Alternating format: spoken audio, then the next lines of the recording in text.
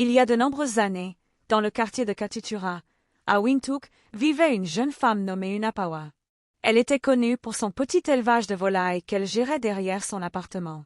Chaque matin, avant même que le soleil ne soit complètement levé, elle se réveillait, balayait la cour, nettoyait les cages, nourrissait les poules et vérifiait les œufs. Ensuite, elle s'habillait et partait vendre les œufs et la viande de poulet fraîchement préparée au marché.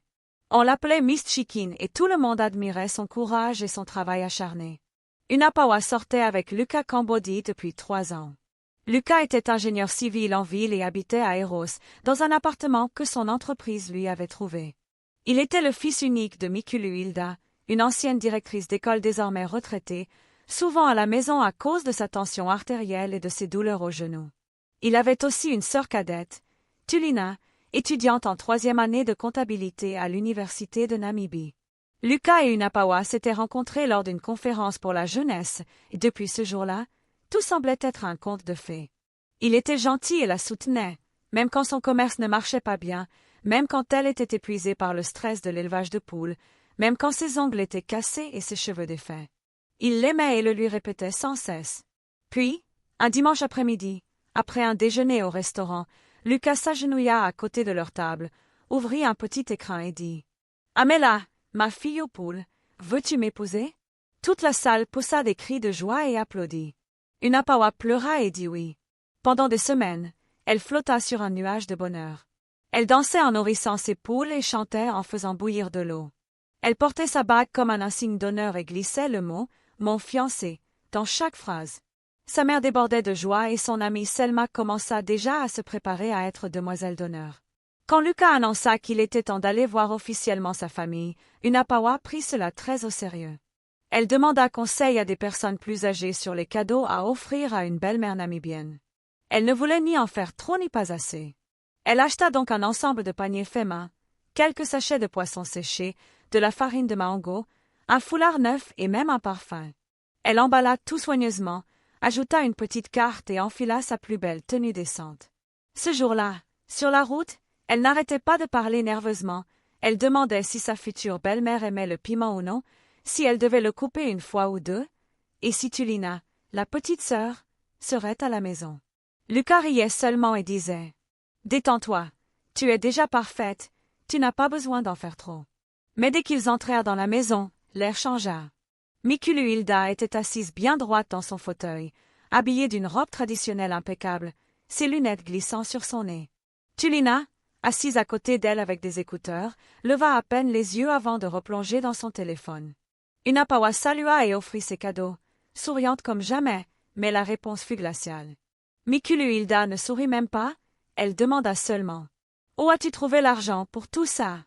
C'est Luca qui te l'a donné ou bien ?» Unapawa cligna des yeux et répondit timidement « J'ai une ferme de volailles. Maman, c'est comme ça que j'ai eu l'argent. » La vieille femme marmonna un « avant de détourner le regard. Tulina ne la salua même pas. Elle se leva après un moment, alla dans la cuisine. Quand elle revint, elle ne lui proposa même pas un verre d'eau. La pièce resta silencieuse presque tout le temps. Luca tenta d'alléger l'atmosphère avec des questions et des blagues, mais tout restait froid et inconfortable. Il était évident qu'il ne l'aimait pas. Sur le chemin du retour, Unapawa ne put s'empêcher de demander « Pourquoi est-ce que je sens que ta mère et ta sœur ne m'aiment pas ?» Luca lui caressa la main et dit « Mais non, ne t'en fais pas. Maman est toujours comme ça avec les nouvelles personnes. N'y pense pas trop. » Mais ce soir-là, quand elle raconta tout à Selma, celle-ci secoua la tête et dit « Ma chère, si tu vas te marier dans une famille qui te déteste dès le premier jour, prépare-toi. Surtout si ton mari est très proche d'eux. Tu vas mener 3 batailles, le mariage, la belle famille et ta propre paix. » Unapawa se dit que son cœur lui soufflait de tenir bon. Après tout, Luca l'aimait, et c'était ce qui comptait. Mais au fond de son âme, une petite voix lui murmurait « Ils ne veulent pas de toi et ils te le montreront. » Pourtant, elle continua d'avancer et se mit à planifier le mariage avec Luca. Elle fit même trop d'efforts pour essayer de gagner le cœur de la famille, surtout celui de Tulina. Elle lui offrait des chocolats, du parfum, parfois même du crédit téléphonique. Elle commanda même une paire de baskets en ligne juste parce que Tulina avait dit qu'elle les aimait bien. Mais la fille ne disait presque jamais merci. Chaque fois qu'Unapawa rendait visite à Luca dans son appartement, Tout commençait bien. Ils discutaient, riaient, regardaient des films. Mais Tulina apparaissait toujours à l'improviste. Dès qu'elle entrait, l'air changeait. Elle agissait comme si Unapawa était invisible. Quand elle parlait, c'était pour se moquer d'elle. Un samedi, Unapawa avait préparé de l'oshifima et un ragoût de poulet pour Lucas. Tulina arriva, regarda la table et éclata de rire. « C'est ça que tu appelles cuisiner?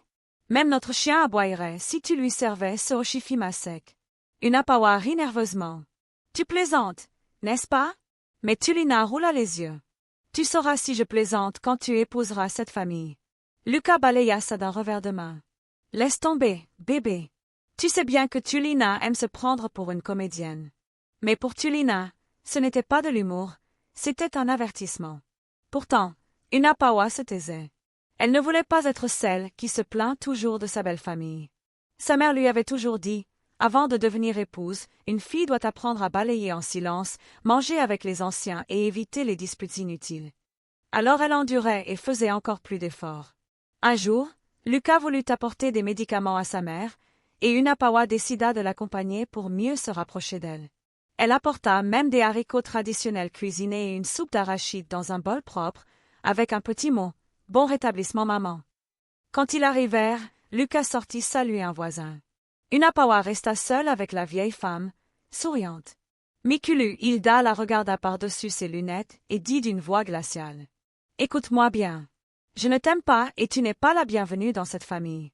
Tu peux apporter tous les haricots et poulets du monde, ça ne changera rien.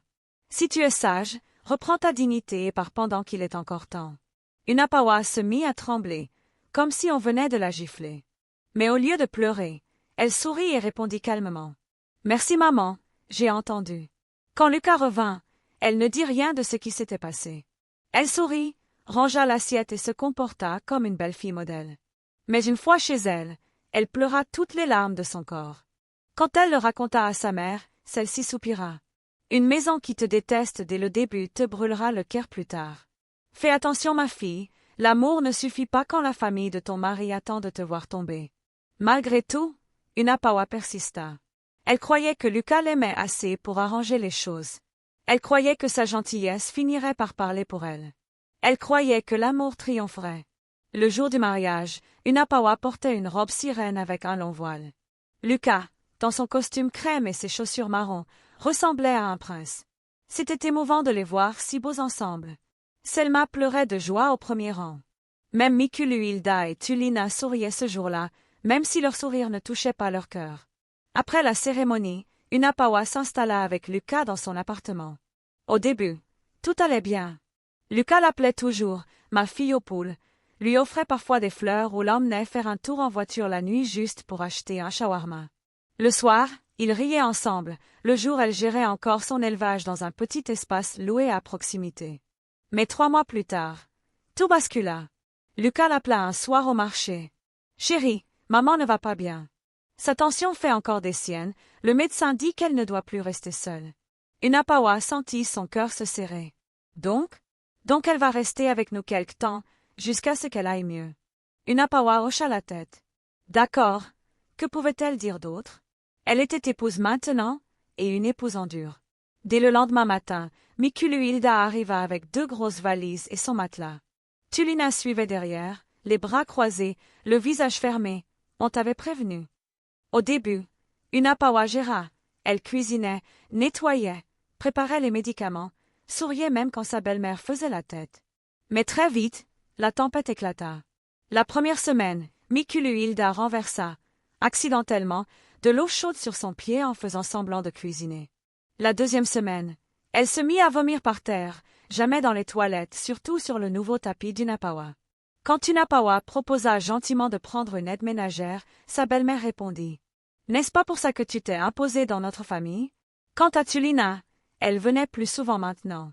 Elle et sa mère murmuraient dans un coin, s'arrêtaient de parler quand Unapawa entrait et faisait semblant de regarder la télé. Lucas, lui, n'était presque jamais là. Son chantier routier l'obligeait à dormir à l'extérieur de la ville.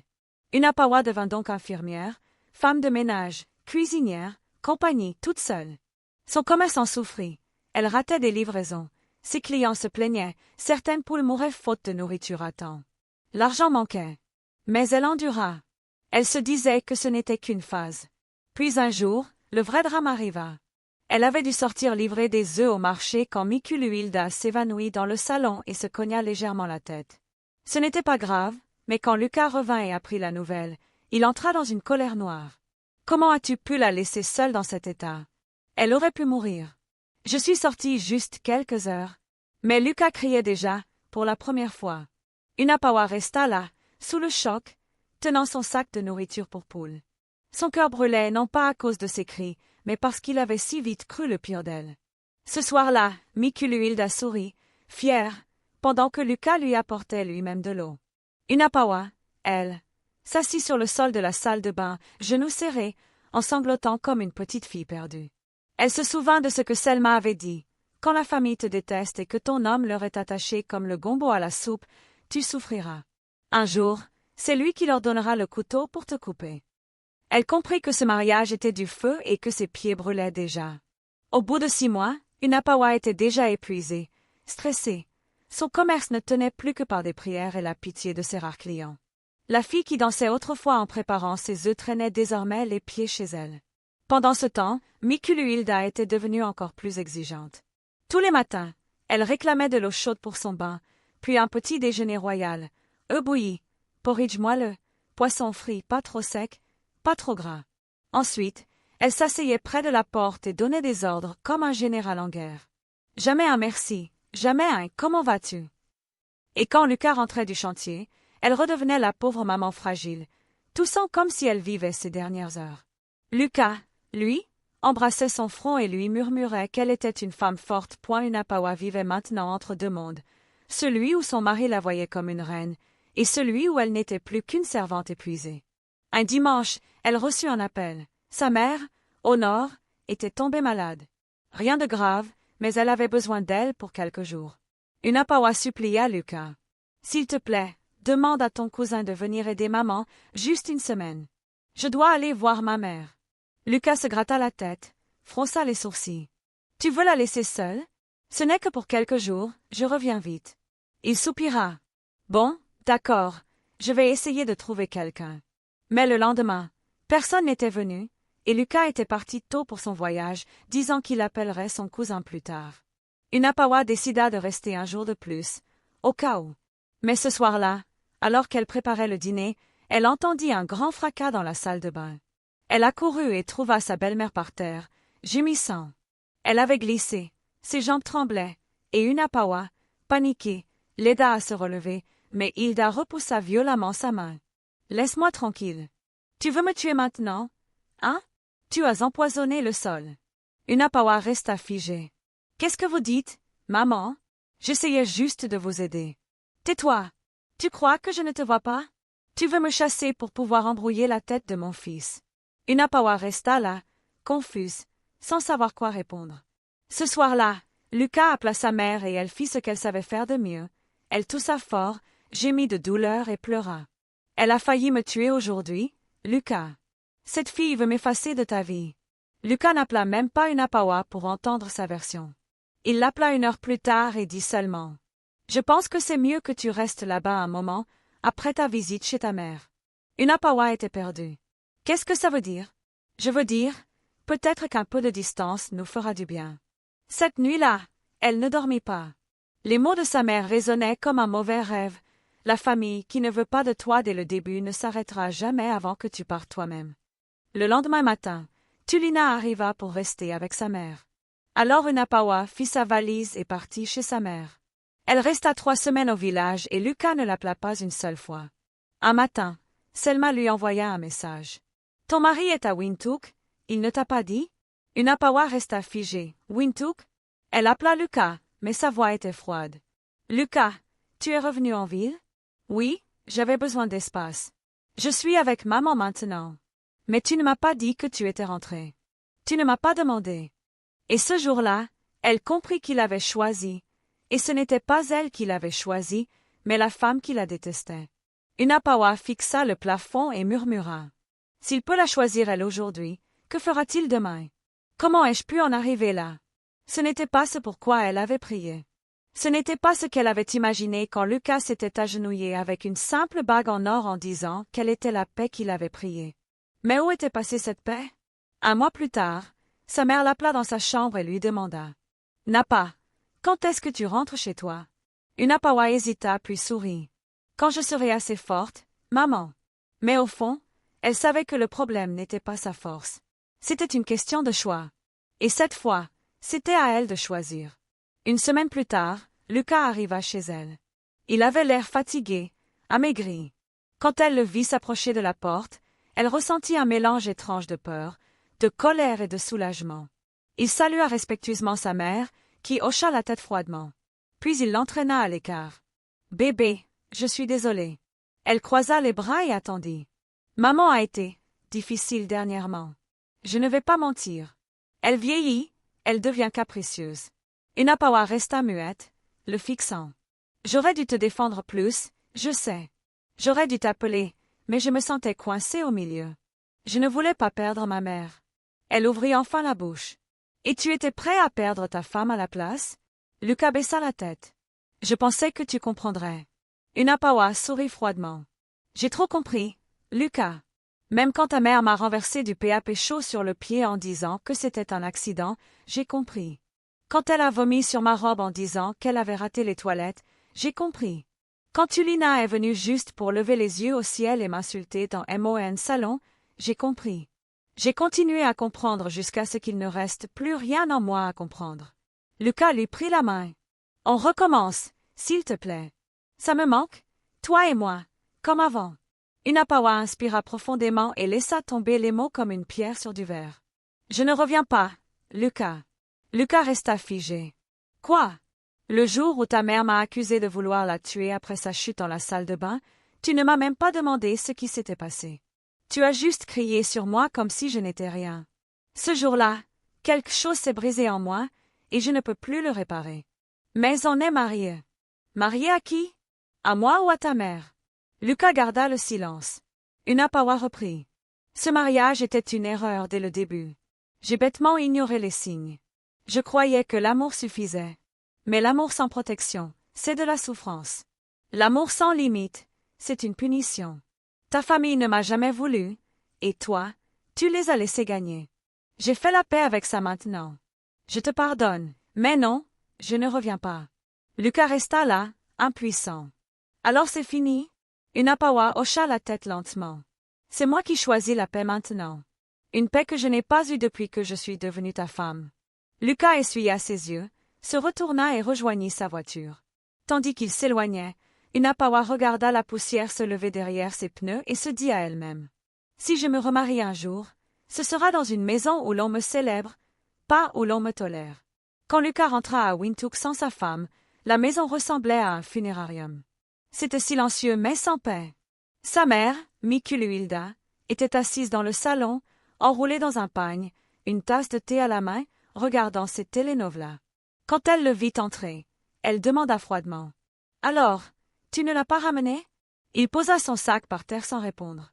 Il alla dans la cuisine, se versa un verre d'eau et s'adossa au comptoir. Il regarda autour de lui et remarqua la vaisselle dans l'évier, la poussière sur les rebords de fenêtres, le désordre partout. Des choses qui ne l'avaient jamais dérangé avant, mais maintenant la maison semblait vide et sans forme. Plus tard ce soir-là, quand sa mère demanda ce qu'elle mangerait, Lucas répondit sèchement. « Tu es forte, tu peux te faire à manger toute seule. » Elle tourna lentement la tête vers lui. « Ah? Donc maintenant je dois cuisiner parce que ta petite femme s'est enfuie? » Il ne répondit pas. Elle siffla entre ses dents et alla râler dans la cuisine. Lucas resta seul, assis. La télé était allumée mais il ne l'entendait pas. Il repensa aux derniers mois, comment il avait détourné le regard quand sa mère insultait Napa, comment il avait trouvé des excuses pour sa sœur, comment il avait ignoré l'inconfort de sa femme. Malheureusement pour lui, les choses empirèrent, Lucas était toujours fatigué et irritable. Son travail en pâtit. Il rata des réunions, oublia des délais, s'en prit même à ses collègues plus jeunes. Son patron le convoqua. « Lucas, tout va bien chez toi? » Il força un sourire. « Oui, monsieur. Juste un petit souci de famille. » Mais ce n'était pas petit. C'était un gouffre. À la maison, Mikuluhilda se plaignait maintenant de douleurs au dos. Lucas l'emmena à la clinique ils recommandèrent la kiné. Mais il n'arrivait plus à gérer seul. Il réalisa tout ce qu'Unapawa avait supporté en silence, la cuisine, le ménage, la lessive, les soins. Maintenant tout reposait sur lui. Un samedi matin, à peine avait-il fini de nettoyer la maison que Tulina débarqua. Elle entra, renifla l'air et dit « Burke, ça sent l'eau de Javel et la souffrance ici. Où est ta femme ?» Lucas explosa. « Si ça sent mauvais, retourne là d'où tu viens. » Tulina, choquée, croyait qu'il plaisantait. « Détends-toi, je demandais juste. » Mais il ne plaisantait pas. « Tu n'as jamais été un soutien, jamais utile. Tu te moques toujours. Tu crois que le mariage est une blague ?» Tulina, sidérée, n'avait jamais entendu son frère lui crier dessus. Elle attrapa son sac et partit en claquant la porte. Ce soir-là, Lucas s'assit par terre et pleura. Encore et encore, j'aurais dû la défendre. J'aurais dû leur dire d'arrêter. Mais il savait que c'était trop tard. Unapawa était déjà partie trop loin pour revenir. 6 mois plus tard, Unapawa se tenait devant son miroir, ajustant doucement son foulard sur ses nouvelles tresses. Son visage rayonnait à nouveau. Elle était retournée à Katitura, et son commerce de volailles prospérait de nouveau. Ses clients étaient revenus, et elle était heureuse. Puis, un jour, alors qu'elle se préparait à livrer des œufs, une voiture se gara devant sa maison. Elle leva les yeux et vit Lucas descendre de son vieux Toyota Hilux poussiéreux, tenant une enveloppe blanche, l'air incertain. Il la salua poliment, elle hocha la tête. Ils s'assirent sous l'arbre. « Comment vas-tu, Una ?»« Mieux que je ne le pensais. » Il sourit. « Je suis content. » Un silence s'installa. Puis Lucas tendit l'enveloppe. « J'ai apporté ça pour toi. Un peu d'argent et tes affaires. Je ne sais pas si tu en veux. » Mais elle le coupa doucement. « Lucas, je ne veux rien qui me ramène en arrière. » Lucas hocha la tête. « Je comprends. » Puis il ajouta. « Maman est décédée la semaine dernière. » Unapawa cligna des yeux. 1000 souvenirs défilèrent, les vomissements, les insultes, les menaces, mais elle ne ressentit ni joie ni tristesse, seulement la paix. « Je suis désolée, dit-elle simplement.